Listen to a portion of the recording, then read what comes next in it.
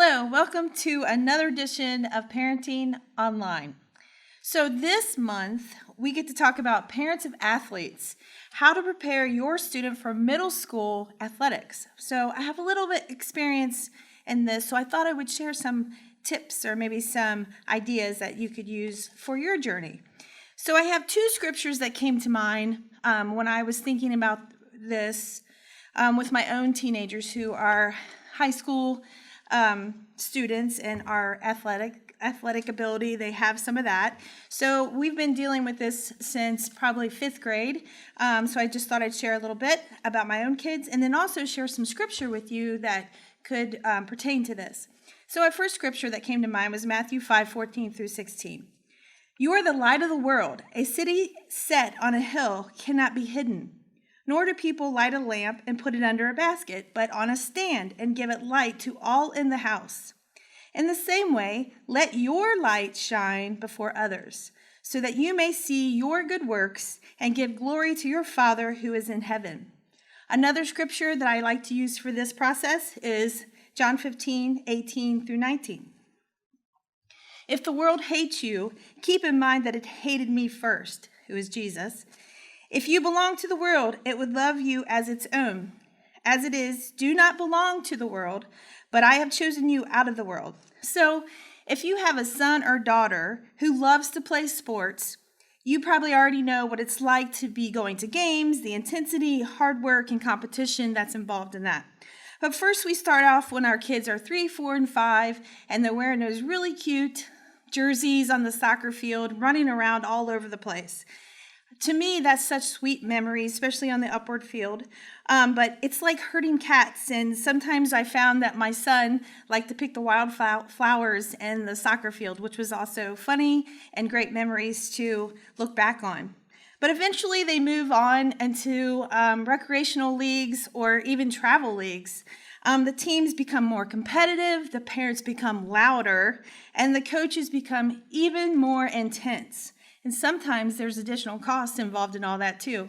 So today, as a parent of athletes, I wanted to share 3 steps that you can think about when you're transitioning your student into middle school sports.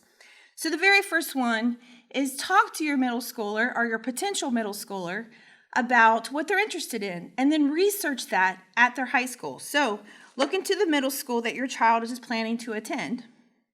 Go check out the program. Ask lots of questions like, hey, what does this look like? What level of competition is it here at the middle school level? Do I know parents here? Does my kids know other kids here that want to play in the same sport? So these are great questions that you can kind of start to think about and research before you go to middle school with your child to play sports. Also, plan ahead for your child who wants to try out for the sport that they're interested in.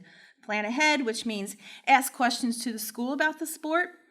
Email the coach directly to get real answers on what it's like for tryouts or what the team is really about, which is also important to ask about coaching philosophy at a middle school or high school that your child is potentially growing into.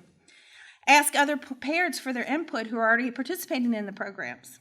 Number 2, support. So here's a couple questions to get your mind about that. If your child makes the team, begin to decide as a family, how are we going to support this coach? How are we going to support this program? So remember when I read John 15:19, because we're Christ followers, one thing that you and I are called to do is to be in the world, not of it, but definitely in it. So he leaves us here on earth because we have the ability to influence and to make a difference and offer our loves to others around us in the sport arena. Also, make a decision if your child makes the team, how you're going to support this program before you even get there.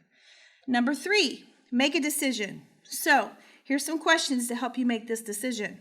What kind of parent am I going to be among other parents?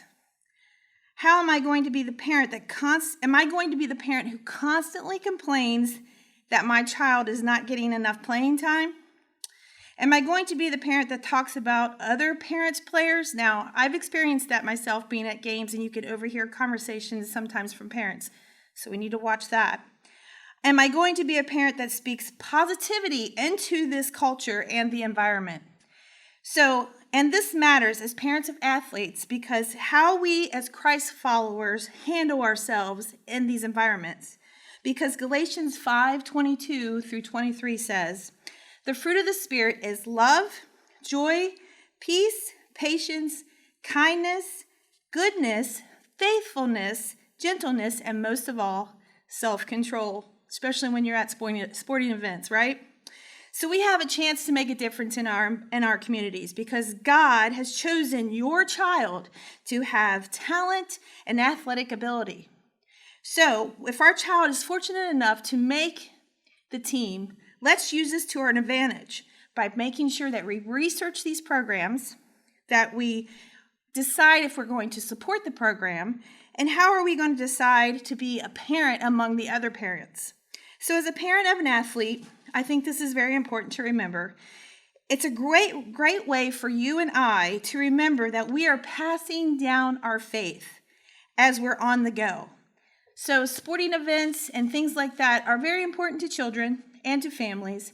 So make sure you think about it, maybe walk through these 3 steps of researching how you're going to support the team and also making a good, solid decision for your own family. Thank you for watching, and I'll see you next time.